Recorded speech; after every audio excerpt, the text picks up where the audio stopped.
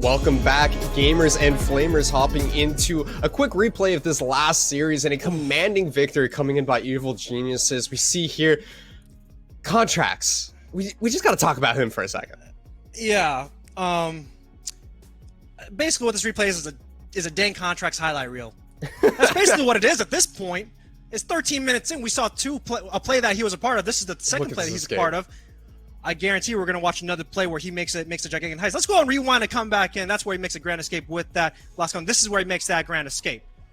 This is Contracts and him just being so good at the game. We've had a previous pro player named Houdini, and Contracts is out here trying to steal that name away from him, being the grand escape artist himself. He's twice in this replay we see him make it out here, and again he just continues to find kill after kill. Those spears looking like they're more of homing missiles more than anything else. I don't know what's going on. I don't know, he got scripture, something going on, but he was nailing every spear and he was getting every early game play. Granted, 100 Thieves did make a lot of mistakes, right? They weren't respecting Contracts and that aggression that he has earlier on. But EG Academy, Contracts just punishing everything, man. They're punishing these complacencies from these individual laners, some of these mispositionings that is happening in the mid lane and the top lane and everywhere else. But regardless, Contracts is a big victor, the big person who was a part of that victory in this game one, and it shows. And with everyone else behind Contracts, they're feeling real happy after that performance. They're feeling really good. And if I'm EG Academy, I should be feeling real good because that was a dang good game. And now we got to look at 100 Thieves and say, what are they going to do in order to respond to this Nidalee, this hyper aggression that we saw in from EG in the early game? I'm thinking take the Nidalee off the table, maybe even prioritize your own jungler a little bit earlier in the draft here. We're still waiting on confirmation to see which side 100 Thieves is going to choose for this series, but you can't let Contracts get that pick again. Get rid of it, man. And if I'm 100 Thieves, I also wouldn't have guessed that they would flex Renekton into the mid lane because Jojo Pion hasn't played it, right? Jojo Pion has played Renekton so far in all the games from the tournaments, from the Arena of Legends tournament to now, even to the Academy. He has not touched that champion. If I am, 100 Thieves, that's why I picked that Volibear early. He's like, you know what? All right, cool. You're gonna play Nidalee Renekton top. You stand it all day. Tony Top has played it.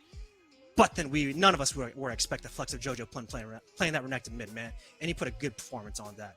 If I'm 100 Thieves, now I have to be wary about this double pick too, because that means Renekton can go mid, it can go top. You have to be way more mindful of where you want to send this pick into this Renekton, man. It was just intelligent drafting by EG. They were able to get everything that they wanted. Contracts is Nidalee. They were even able to get Tony Top, that Jax in the top lane. We didn't see a whole lot come out from it, but we also didn't see Tenacity pop off, and we've mentioned before that Tenacity is really one of the players we're looking at for 100 Thieves. He's a great carry style top laner, and putting him on the Volibear, not something that we've seen out of him before, something we're hoping to see him get some more champions that he's comfortable with, honestly. He has, man. We actually have seen him play Volibear. He played Volibear last week, and throughout the Academy, he's actually been playing Volibear a lot when it comes to his pool. We just haven't seen him play a lot of that carry topside.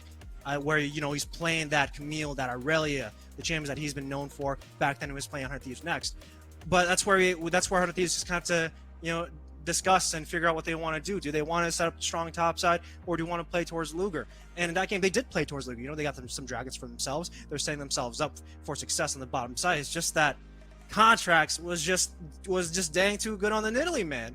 And that's the one. And also, all the lanes just had easy gank set up. It was basically a Contracts 1v9ing everything because all his teammates are just backing him up. They were out of 6. So if I'm 100 Thieves, we definitely have to discuss about what we want to do with this Nidalee. We have to discuss about what we want to do with this Renekton because now it can be flexed. And now we have to discuss, are there any potential 2v2 champions that can be flexed top or mid? That's something you always got to think about when you're tackling a team that loves playing for mid jungle 2-on-2s that have a lot of synergy together. And they could pull some wacky things. I've seen like Sejuani Camille in mid lane. I don't think Connor's gonna play Sejuani, but those things can happen, and those are things that you have to be mindful of when you're approaching draft. My personal favorite Sejuani combo is actually the Pantheon. You get the empowered W, triple hit real quick into the stun combos for days. The cleanest setups you could possibly ever imagine. I don't think we're gonna see a Pantheon. That champion hasn't played in quite a while here, but I love that combo. I also just love Sejuani as a jungler. I think she goes really underrated at the moment. But I digress. It's personal preference. We never know what to expect out of these teams and what these players are going to be looking to play. Contracts does like these more carry style junglers, as we mentioned before. He also does like a lot of these AP junglers. So maybe if we don't see the Nidalee banned out, if we see the Nidalee banned out, he may be looking to pick up something like the Lilia, even the Talia is something we haven't seen in quite a hot minute here. So I'm curious to see if he's going to continue with these AP carry style junglers, or if he's going to be forced on some of the more meta picks. What is Evil Geniuses going to look to continue to do to pressure the jungle champion pool? Yeah, I'm not too sure, man. Contracts hasn't really touched Hecarim or Udyr or Volibear for all that we know. You know, he has played it once or twice, but it's not something that's prevalent in his champion pool, and it's mainly just due to the flexibility of Jojo Pyun and Tony Top, man.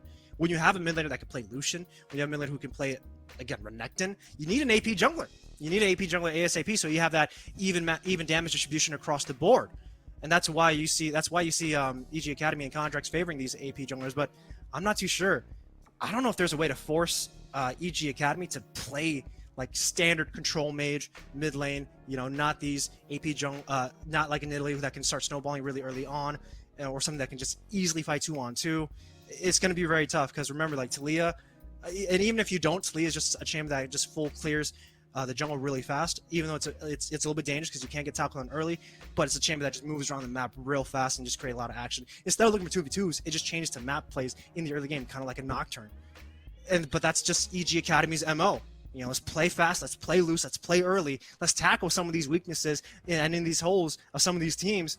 And game one, they did that, man. Tenacity had some disrespect on the top side, not gonna lie. He go for an early health trade when knowing that Nilly went top river, and he was like, Contracts ain't gonna be here, I'll be fine. And then Contract shows up. Contracts always just happen to be in the right place at the right time, and when 100 Thieves least expected as well. We saw Demonte up in that lane several times and getting picked off by that Renekton. We do see it's actually going to get banned out here by 100 Thieves, not wanting to give over that high flexibility pick for Evil Geniuses Academy. They also just want to make sure that there's no guaranteed form of engage for Contracts here. They want to make sure that he doesn't get that stunned sort of easy follow-up. And on the other side, same bans coming in from Evil Geniuses Academy here. Udyr, Hecarim taking away these meta tank engaged junglers from Kenvi, not allowing him to really control the tempo of the game that he wants to. Okay, now everything changes up at this point now, because right now Nidalee's on the table for both these teams. That is high value for both of them, knowing that Kenvi, that's one of Kenvi's favorite champions. Its Contracts is performing outstanding on it. 2, there's Tristana on the table too. 3, there's Kai'Sa. So now EG Academy is actually going to be not leaving everything on the table. It's like, you know, we're gonna get rid of Lilia. You know, we're gonna get rid of Lilia, see what happens, and then go from there. I'm trying to remember Kenvi has played Lilia before, because I don't think Kenvi has played a lot of. It's actually a champion that Kenvi hasn't really played a lot of. So I'm curious to see why we do see that ban. But regardless if Kenvi has been pulling in scrims, we don't know. You know, maybe Kenvi is a really good Lilia player, but Tristana's getting taken away. Nidalee's still on the table, but remember that Renekton Flex is a big value that makes Nidalee work. So now the question is, does EG Academy have something that's similar to Renekton that can be flex top and mid?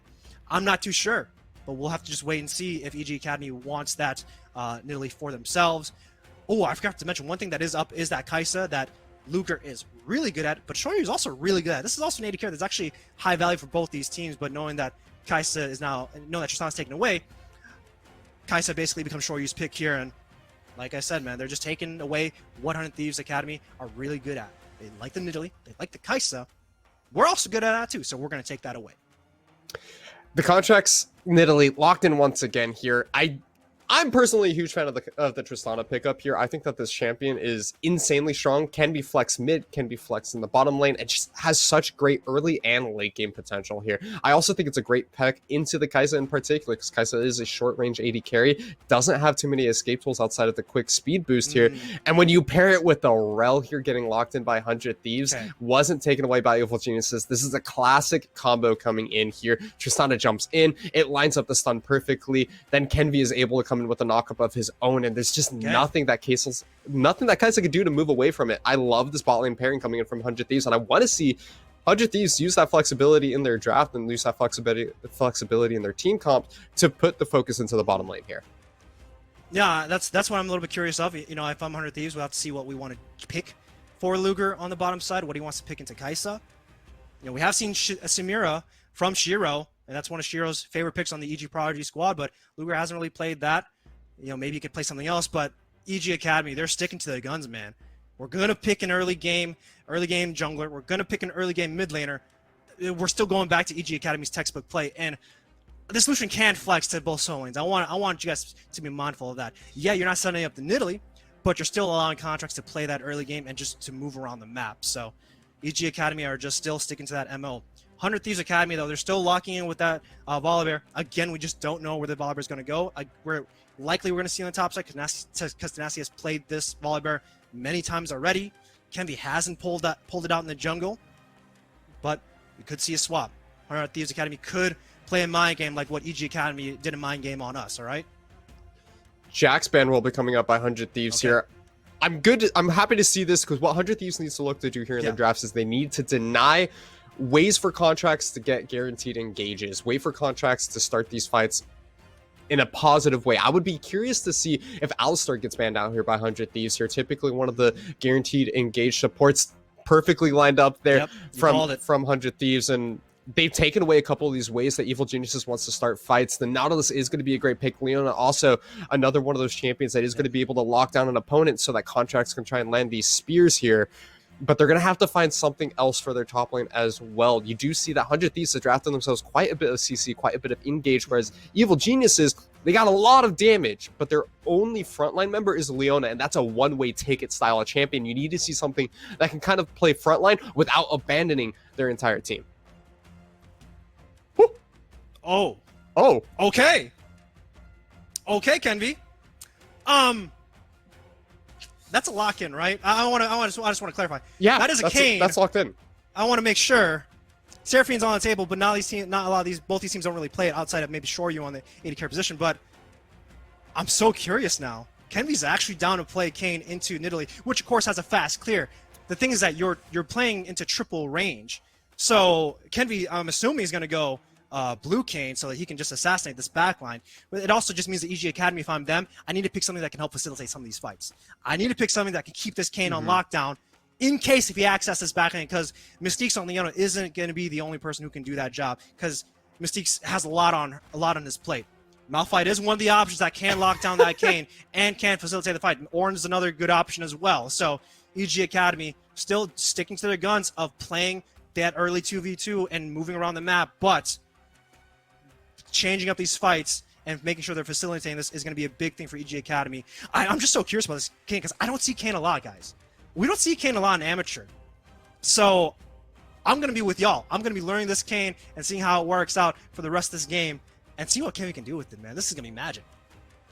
It's going to be super exciting to see what Kenvi is able to do with it. I see it every once in a while, but it's not really super popular. I think it is going to be the blue Kayn. I really hope it is. It has to be blue Kayn. Yeah. Because what is it going to do versus Ornn and Leona? No way you go red Kayn. You have to go blue Kayn here. It's just that we just don't. It's just that I just don't watch a lot of Kayn. You know, you ask a color commentator, you know a lot about Kayn. I'm like, is it in meta? And you're like, no. It's like, I don't know. All I know is that Kayn is a fast clear. Kayn wants a lot of those marks early on. The tough issue is that can Kayn get those marks early? Can Kayn get up close and personal to just kind of slice him up and get some of those blue marks? It's going to be a tough call. 100 Thieves are putting a lot on Kenvi to be able to kind of perform, and this is, again, his first time playing Kayn on stage. So we're going to be here with you. We're going to be watching with you guys on how Kenvi performs, but this is one of those players that can be very explosive. And if he pops off on this Kayn, you know that EG Academy are going to ban that straight away. I think the best advice I've ever heard about how to play Kayn is you inch your early game away for stacks, because Kayn doesn't really become a champion until you get that form transformation. Okay. You just fight. But who does he fight here? Does he fight the Lucian? Does he fight the Nidalee? Both of these champions would take him on early. His best option here, I think, is looking at bottom lane. I don't know if you want to int your life away. You definitely want to go for some ganks. You definitely just want to go for ganks just for marks, right? It's a little bit different where you look at a traditional jungler where you're ganking for pressure, you're ganking for lane, you're ganking for something else. Whereas Kayn just sometimes just want to show up and just be like, I just want some marks. That's Maybe all it's I just want. me that ints my life away. Yeah. I'm not trying to run it down. I'm just trying to get some marks so that I can actually transform a little bit earlier on. The hard part is that you're walking into the Jojo Pin, which is really hard to tackle, and then you're walking to Shoryu, which will show you, and that's where Mystiques can actually kind of stop you, on the bottom side. And then contracts, you have to kind of try and find contracts. A little bit harder on that end. Just kind of show up unless you go for it insane clear. One thing that is good, though, for Kenvi is that he can start Raptors on this first clear, and I want to see if he can, because that will give him a quick injection of that early clear, And if DeMonte manages to get this early push in, if he just starts auto-attacking the wave and Jojo Pyun isn't answering back, then maybe Kenvi can go for contracts Raptors. I've seen that happen on Immortals from Potluck, where he just went Raptors. He went Raptors red into the opposing Raptors, you know. So against Tomio, and so we'll have to see how creative Kenvi's pathing is, because this is not a traditional jungler. Already we see massive trades coming out through the mid lane here. Electrocute proc for DeMonte, but Jojo Pyong getting the lead on this level 1 trade going on here. Jojo Pyong also going to be able to get this shove here. I'm curious to see that Foxfire start coming out from DeMonte, so he's not able to push out this wave, and he will be kind of on the back foot here. I also want to see what DeMonte goes for in terms of a build. Everfrost into Cosmic Drive has been one of my favorite builds recently. I like to call it the CDR build here, but as you're mentioning, Kenvi. What a clear. Yeah. This is so efficient. I never really thought about this clear. We're learning new things, ladies and gentlemen. Kane goes Raptors into topside and then does blue and Gromp at the same time. That's 3 camps in at 2 minutes and 20. That's fast, man. And you take a look at contracts on the side. He's now on his 3rd camp, where Kenvi's on his 4th. This is so fast and so smart. Man, Kane junglers are so cool. Big brain play coming out from Kenvi, and maybe after seeing this kind of a clear, we're going to see more Kanes pop up. I would love to see Kane more popular in the amateur and pro scene here. I know a lot of junglers do not like Kane, so I don't know if we want to see Kane completely in meta, but it is a little bit divisive. Why not? He's so fun. No, he does feel satisfying to play. You know, the noises that Riot has made for him just feels nice, feels crisp. You know, slicing things and getting a nice knock. And Tony Top is gonna get dove. Tenacity's gonna go down. All right. Tenacity. What? All right. He goes for a dive at level 3. No jungler. That's gonna be a flash force out by DeMonte as well. The dashboard from Jojo Pyong forcing out an early summoner. All right. Such aggression coming in from 100 Thieves here. Yeah, punish on Jojo Pyong from DeMonte, and it works wonders. Tenacity, you know, going for an unorthodox dive as well. Contract's here to say hi to Kenvi, and they really want to fight over the scuttle, but Kenvi is going to take it. They're calling for the teleport! That's a flash over the wall. Mystique tries to go in. Kenvi has to flash away, get some health from the wall as well, but it's going to mean that 100 Thieves teleport in as well as Jojo Pyong from Evil Geniuses. That's going to be Tenacity playing frontline. He still has the flash, but he doesn't use it. Great Zenith Blade coming out from Mystique. Follows Boom through his flash double kill picked up for Shoryu. This is not what you want to be seeing for 100 Thieves. My hand is literally over my mouth because 100 Thieves made major mistakes, man. Tenacity just came off of a death and reset coming in to teleport back into a fight and then dies again. He's going to be very behind on this top side. And that was a 5 versus 3 and Tony Top wasn't a part of it. EG Academy in this early game, they know how to play. They know what to do, and they're looking really good. Early game aggression, the name of the game for Evil Geniuses Academy, and they're up already 3 kills at 4.5 minutes Watch here. this. Let's take a look over this fight again. The Leona. They're so confident, man. They go in, and then they also ignite Kenvi so he doesn't heal. Luger's now caught off, and know that Jojo Pyong is here. Of course, he does a lot of damage, and right now, Tenacity only has a Cull and a Doran's Ring. He's not a tanky bear. He ain't that Gorilla. He ain't that black bear that is a monster in the later stages. Nah. You get taken down. He's just a little teddy bear, man. You just want to call him up. Keep him by your bed. He's going to be doing some teddy bear levels of damage as well. That he doesn't have the tanks. He doesn't have the damage as well. And now it's going to be Contracts just bullying Tenacity here. It was DeMonte in game 1. It's Tenacity in game 2. Contract still making his way around the map, making it to every lane here. And he's found himself the first kill of the game. Oh, no, man. Tenacity is 0-3. This is so uncharacteristic from the 100 Thieves top laner right now. Because Tenacity, usually he lives up to his name. Usually when he has his backs against the wall, he sometimes comes out on top and clutches it, man. We've seen Tenacity do that in Academy. We see him do that in Amateur. You know, he is known for being that clutch player. But this game is completely different. Tenacity is not playing the way that he usually plays. A little bit over-aggressive, getting punished by a lot of these options. Mid lane, though. Ooh, that charm was massive for DeMonte there. He's going to be able to get some help from Kenvi as well. Picks up a kill for himself in the middle lane. Not even level 6 on this Aryan. now that Dragon has spawned onto the map, is it going to mean priority for 100 Thieves? Hopefully. The good thing is that Kenvi does manage to get some marks for himself, and that kill goes over to Demonte. Along with, and the cherry on top, you taking down Lucian early on, which nullifies the strength of a Lucian lane. Usually when you're playing Lucian, when you're playing some of these ranged champions that are really oppressive in a one-on-one scenario, if that champion manages to go down once, such as Lucian in a solo lane, Vayne on a solo lane, Quinn in a solo lane, usually that turns the tides pretty heavily to the opposing favor if they manage to fall down. So, breathing room for Demonte, breathing room for the mid laner Veteran, who's a big leader. But before I get to that, EG Academy. EG Academy, they start a fight here. They do have contracts on the top side of the jungle, but is already camping as Zaren Babel. Shoryu, though, puts in so much damage. He finds the isolated Q there, is able to put in so much work on a Boom. He just steps barely out of position, punished, and goes down here. Contracts not even needed for that fight. I'm not too sure if that's what they even wanted to go for, man. I think Kevin just wanted some marks, like we said. You know, sometimes you go for these ganks, all you need is marks. You're not actually looking for some kills. But then I think Boom and Luger are just kind of getting baited, thinking that they could take some of these fights, but Shoryu is just so confident Monte is going to get gunned down. Doesn't get hit by the piercing light just barely, which is a good thing, but regardless, EG Academy, they're making sure this early game is all theirs. EG, every lane seems to be having the lead for EG here. Demonte, despite getting that kill, is still down 10 CS here. Kenvi getting pulled away from his camp, getting pulled away from the walls as Jojo Pion is there to make sure that Contracts can secure this Raptor invade. A spear over the wall. Ooh! Demonte, my heart, you can't play with me like that, man. Contracts didn't tech into those heat-seeking missiles. That's a good thing.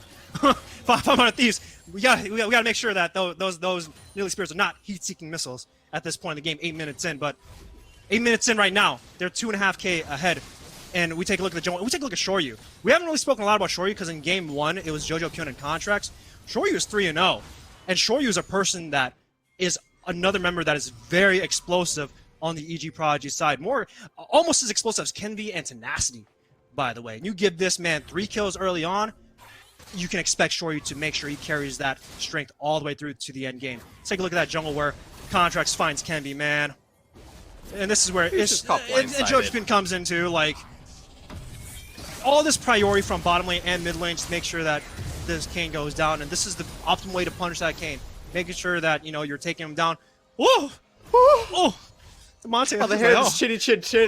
Oh. It was like the Matrix. You saw that bullet just come flying right in front of him. It's also it went through his tails too. You can see in the animation they're so close. It's a good thing this is not Super Smash Bros. Because Mewtwo's tail has a hurt box. Demonte's hurt box doesn't have it. Demonte also isn't gonna fall down and lose his stock in this game as of yet, which is good. But still, EG Academy, they're pushing this to the metal.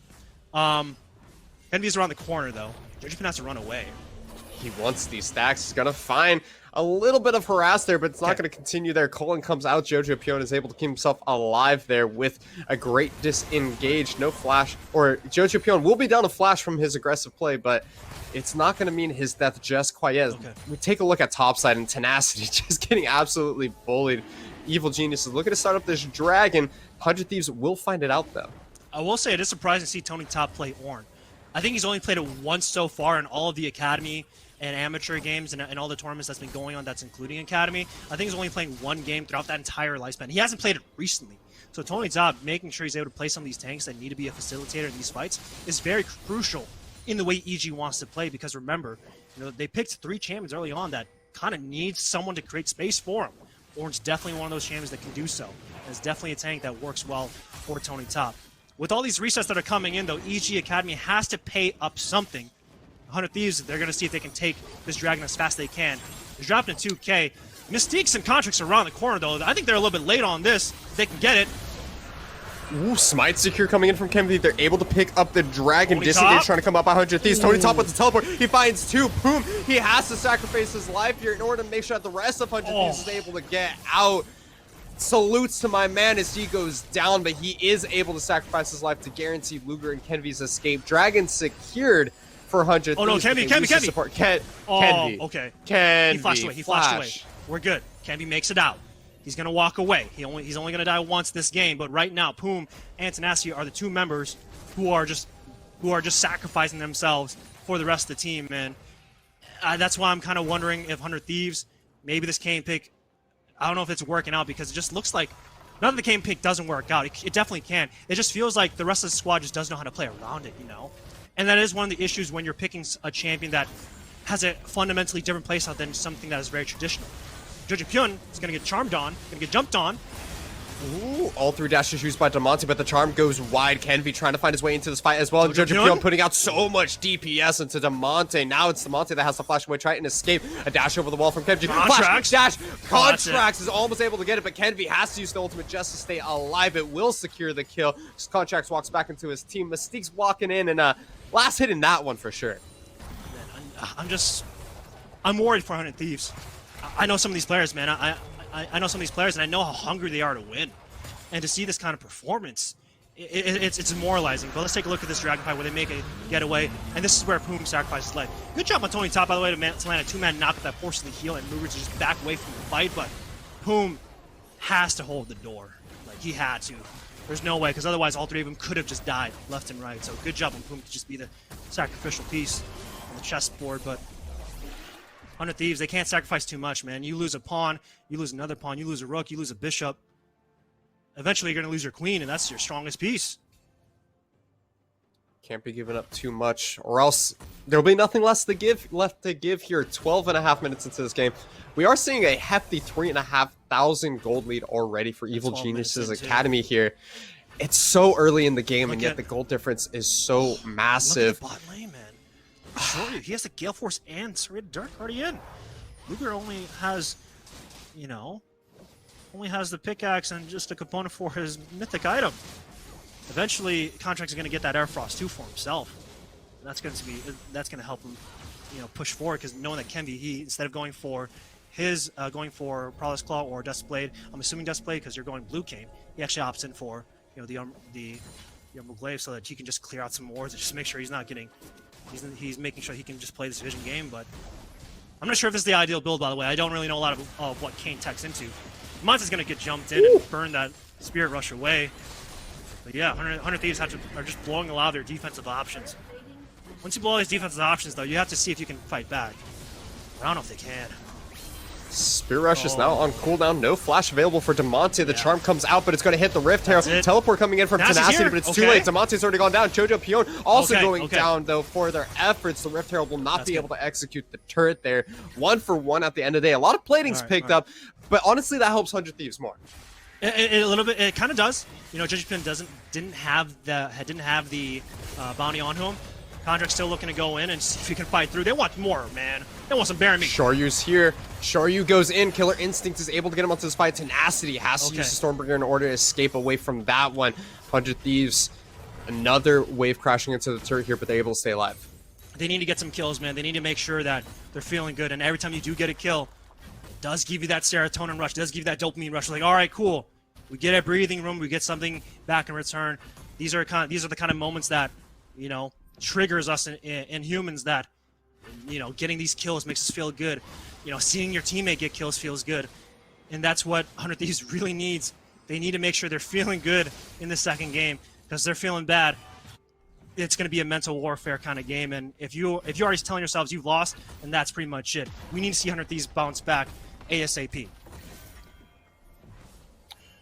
The question is, where are they going to be able to bounce back from? We haven't seen a whole lot of Luger in this game just quite yet. On our screen, he's not going to be able to save that top lane turret. Damonte, hold on a second, though. Colin coming out from Jojo Pyun. The dash has already been used, but the Gale Force, it's a solo kill and a stunt coming in from Jojo Pyun. The thumbs up, man. Thumbs up. Why you got to do that? He already feels bad enough from the last game. I don't know, man, but however, Damonte showing his respects to his fellow mid laner. Thumbs up for him.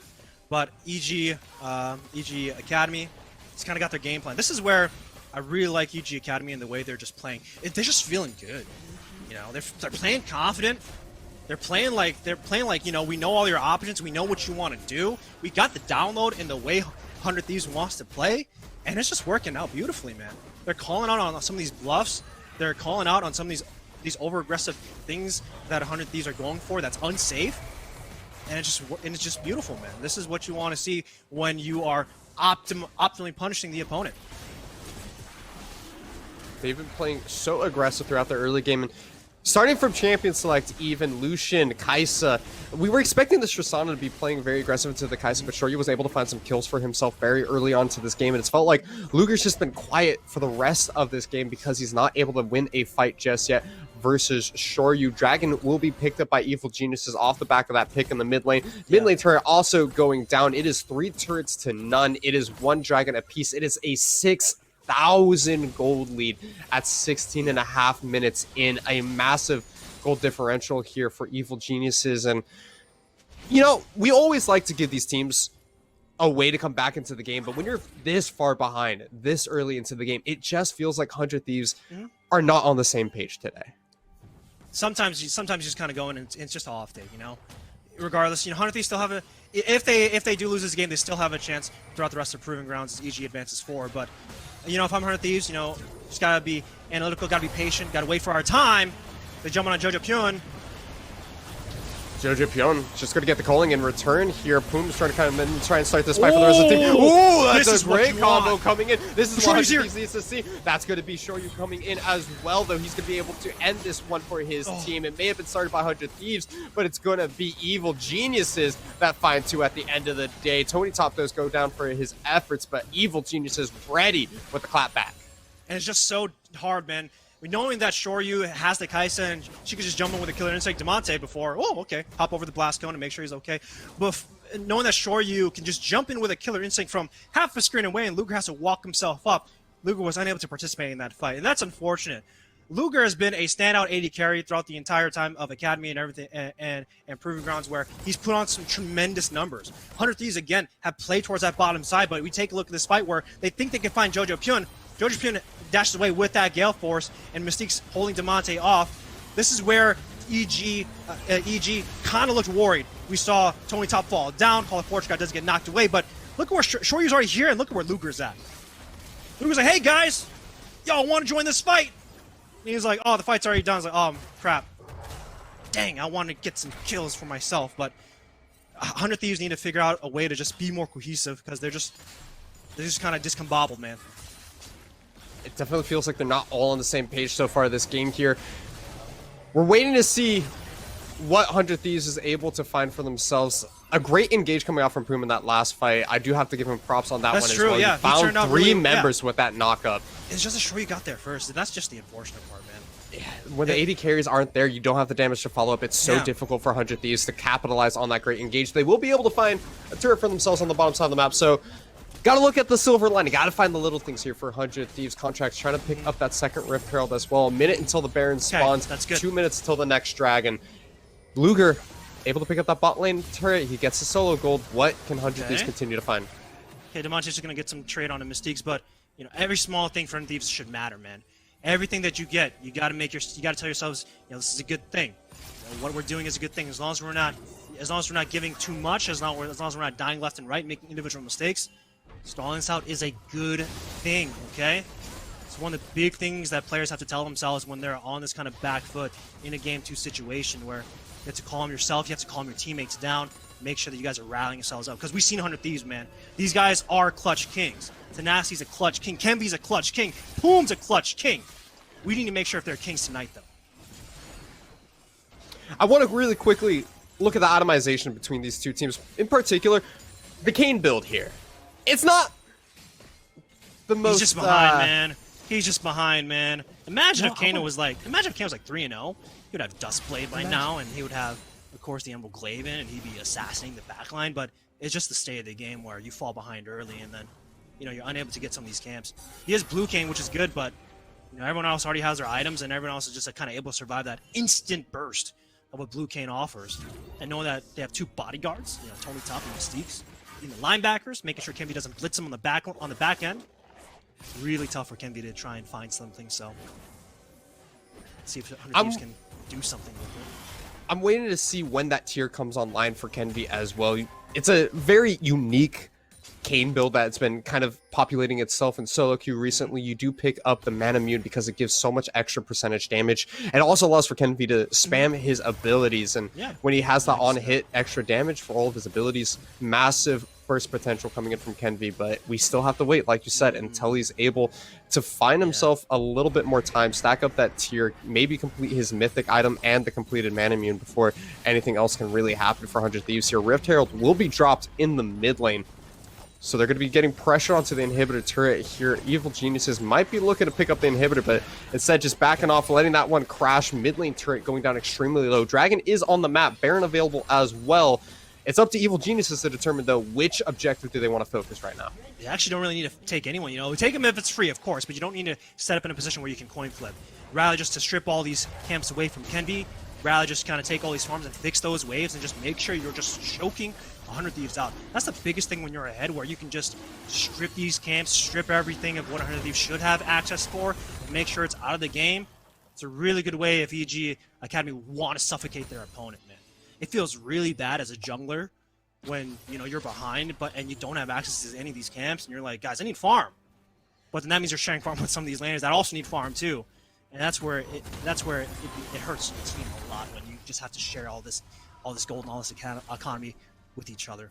But 100 Thieves, though, no kills has gone so far. No fights have been taken on 100 Thieves' side. EG Academy has also played pretty patient. You know, they haven't really looked for some of these fights, but knowing that some of these item breakpoints are coming through, everyone's coming on 2 items. You look at everyone on EG Academy. Contracts has that. Contracts has the Essence Reaver. Troy already has a collector online. Hourglass being picked up too. This is where, if I'm EG Academy, I want to start something. Kenvi wants to start something. Oh my god, where did Jojo Pion go there? That's Kane right there. Okay, this is where That's why it goes blue. That's why he can start cheesing, man. Got to get some cheddar. And this is where Kane gets real annoying. I'm being honest. This is where Kenvi can start making the team feel good. It's like, yo, I picked up a kill here.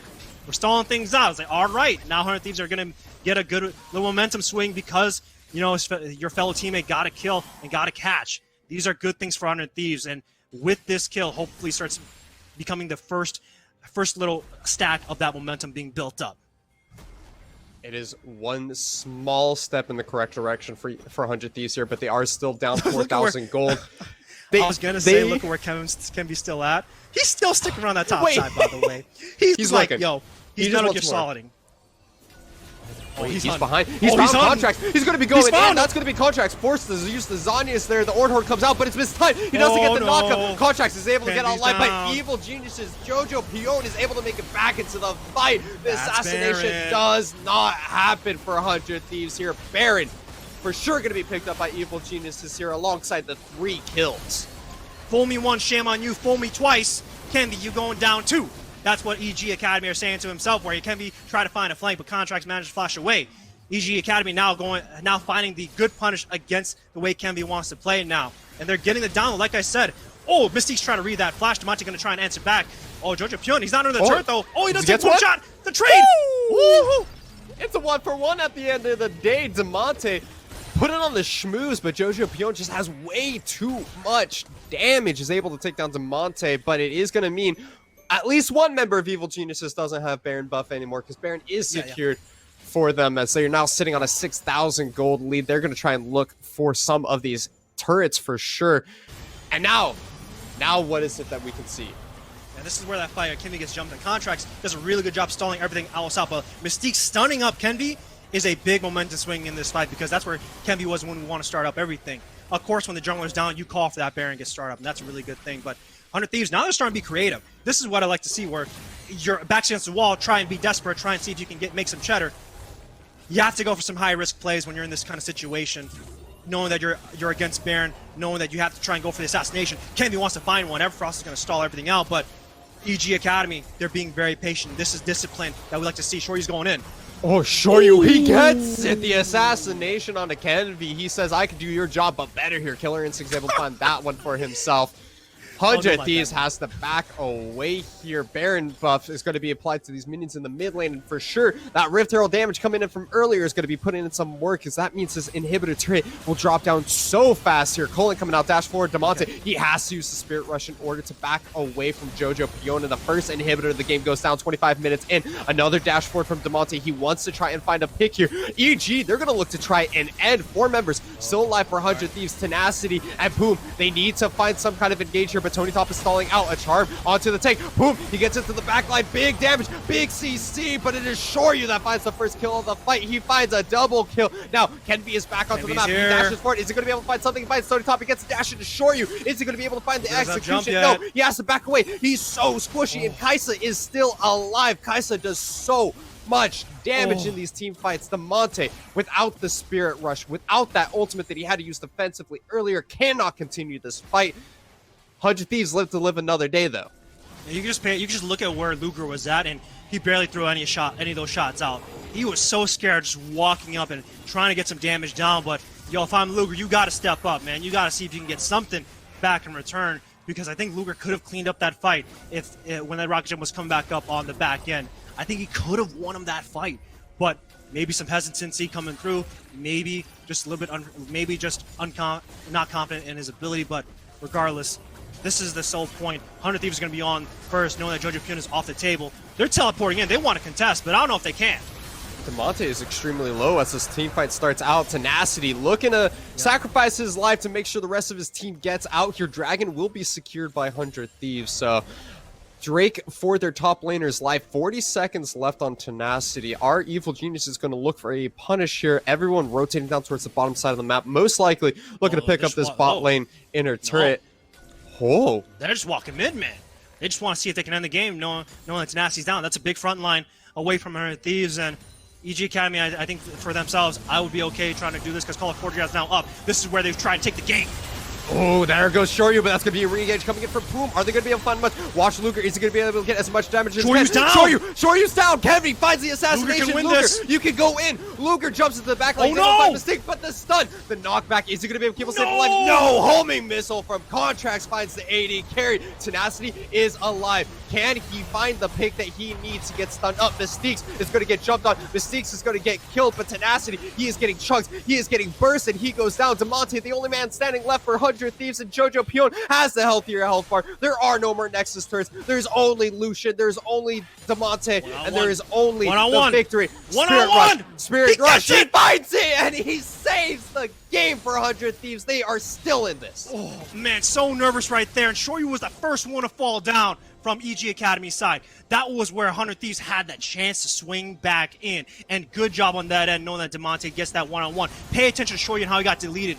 He doesn't get charmed up, but then he goes in with that ultimate, and then he gets jumped on.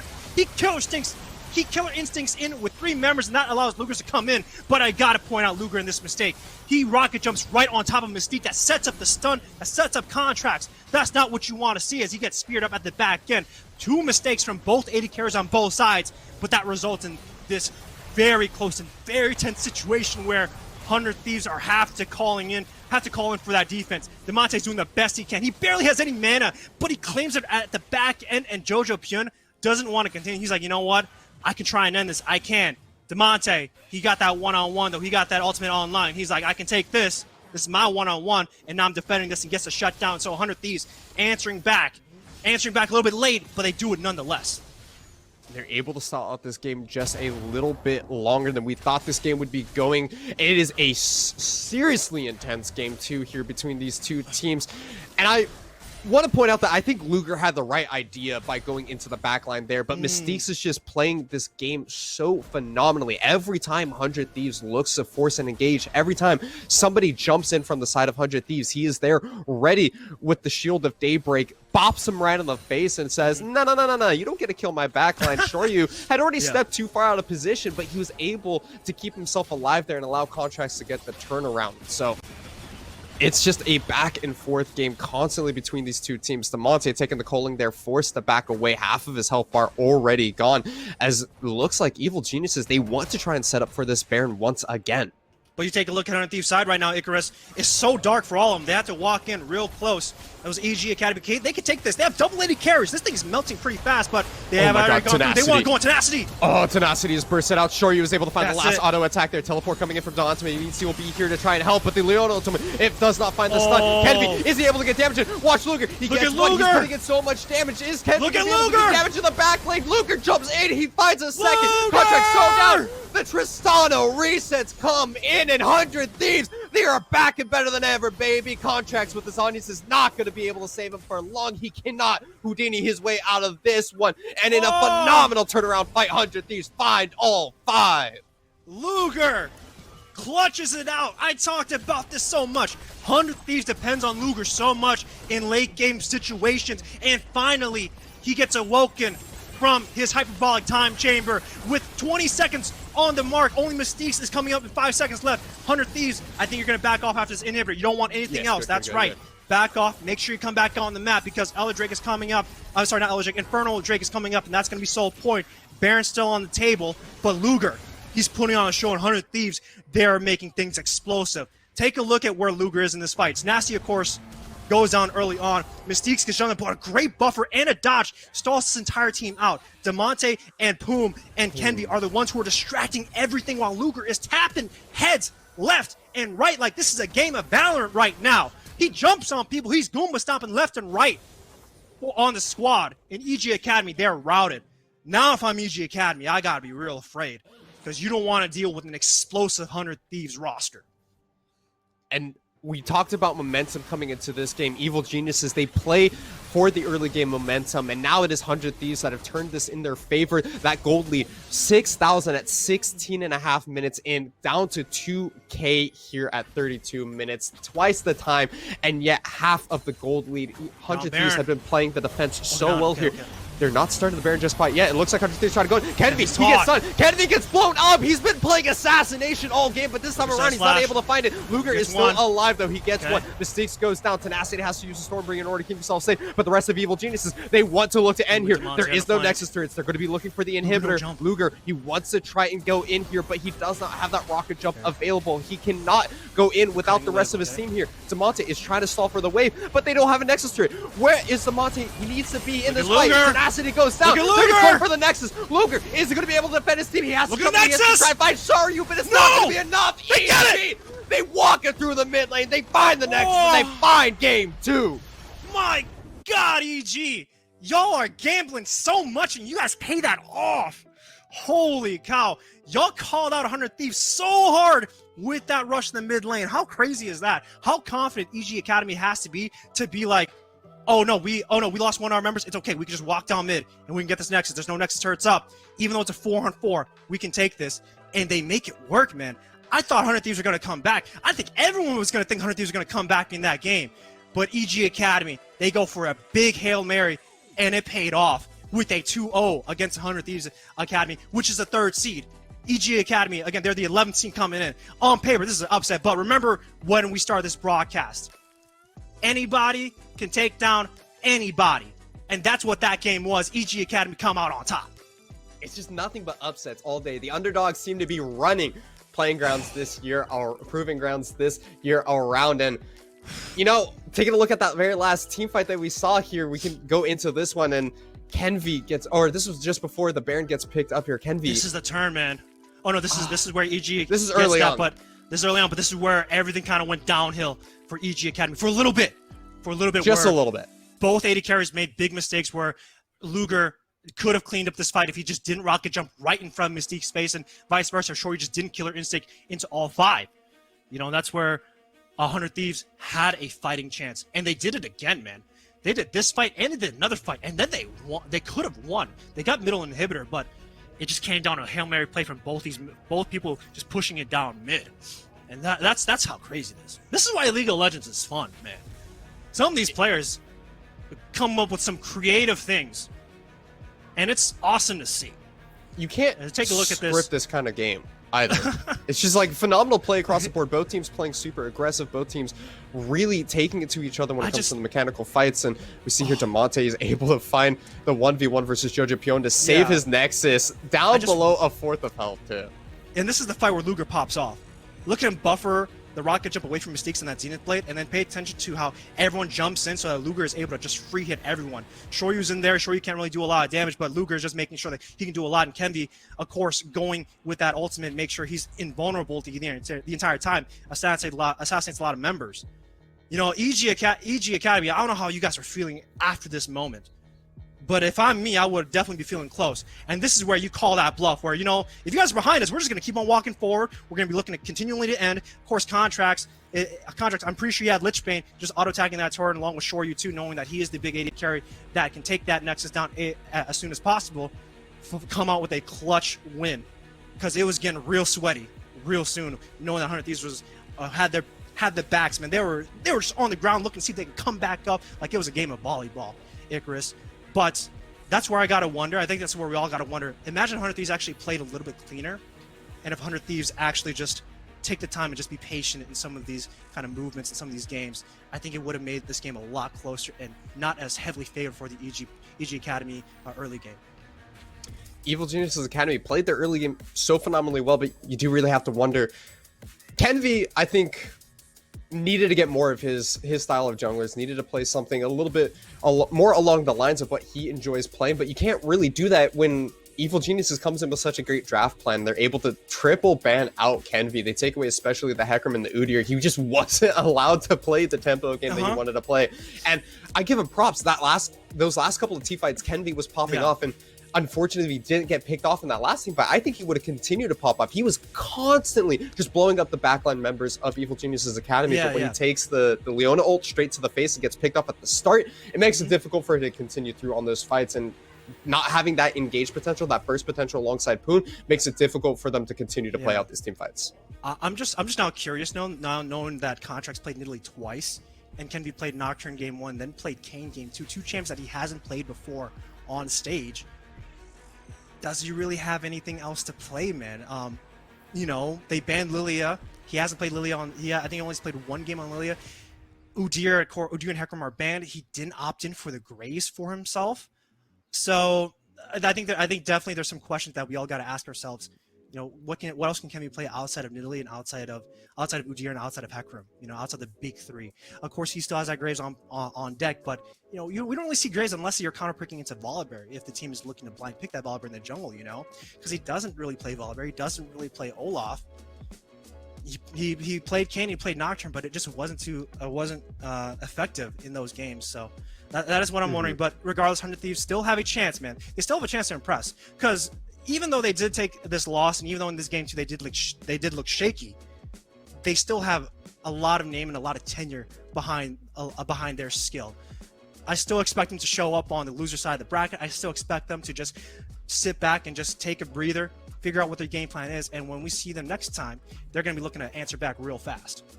This benefit is being on the winner's side of the bracket here for 100 Thieves, as they still do have the loser's side of the bracket, but we do have contracts coming in for our post-game interview sponsored by Horizon here. So contracts, the man, the myth, the legend himself popping off on Nidalee. Let's even get him pulled into this call. How are you doing, contracts?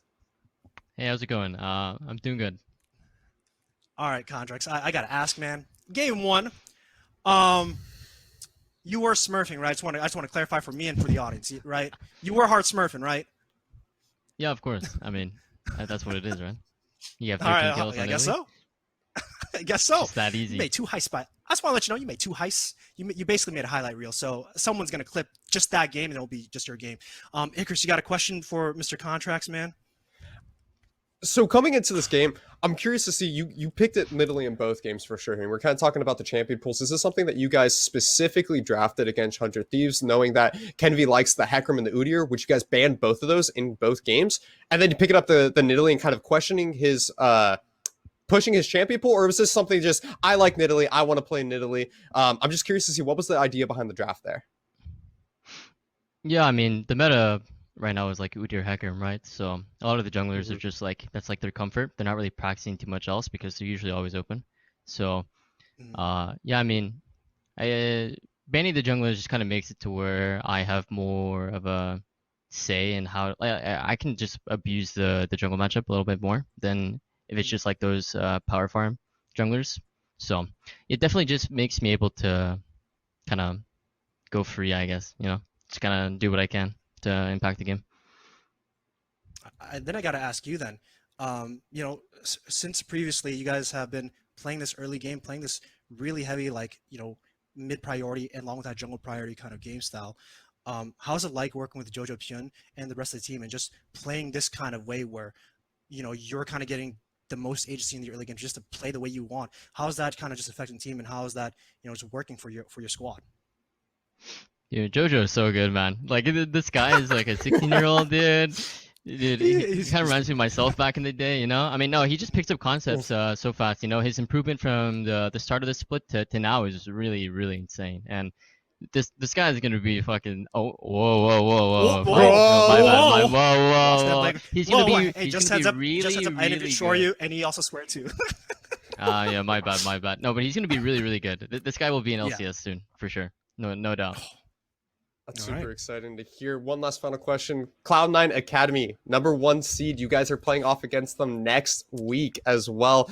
How are you feeling about that? Are you excited? Are you nervous at all? You guys got anything special? You don't have to share, but you guys have something special kind of working on in the background? Uh, you know, definitely looking forward to it. I think C9 is definitely like one of the better academy teams for sure. I think they'll definitely put up a good fight against us, and hopefully we can come out with the win. Should right, be I'm excited, exciting to man. watch. You keep that performance up, you might just take first place at this point. Good lord! But thanks the a lot, goal, that's the Contracts, goal. for joining in. Appreciate it a lot, man. Great job on Appreciate this game today. Great job on just showing up what's up and showing why you still deserve a spot in LCS. And great job on your end. All right, back to us, Icarus. Hi. Hello. That series was not expecting to be so hyped for those first couple of games.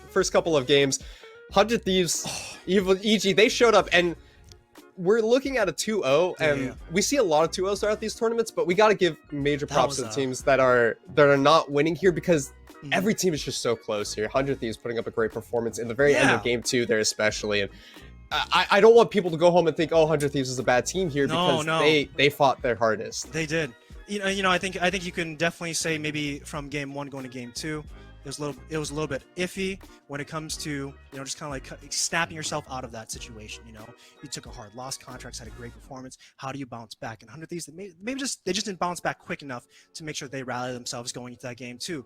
But we did see glimpses of when they did rally and when they did have that pop off moment. I think I could say to everyone here, you could definitely argue that 100 Thieves had a shot towards that end of the game where they could have taken it, knowing that Luger would want to fight at the end. But regardless, taking a look at the bracket, Cloud9 and EG are going to be meeting on the top side of the bracket round 3, whereas we're going to be hopping in a losers bracket, Icarus, and we got another series on our hands. We do have a second series on our hands. It's going to be one of the teams that lost to 100 Thieves and one of the teams that lost to EG last week, trying to see which one of them can keep their dreams alive here. It is going to be FlyQuest Academy versus CLG Academy. Going into round 1 of the losers bracket here, one of these teams will move on to week 2, or to week 3. The other team will be dropping out, unfortunately. And I'm super excited for this series. I want to see what FlyQuest in particular has prepped coming into their second series of Proving Grounds here.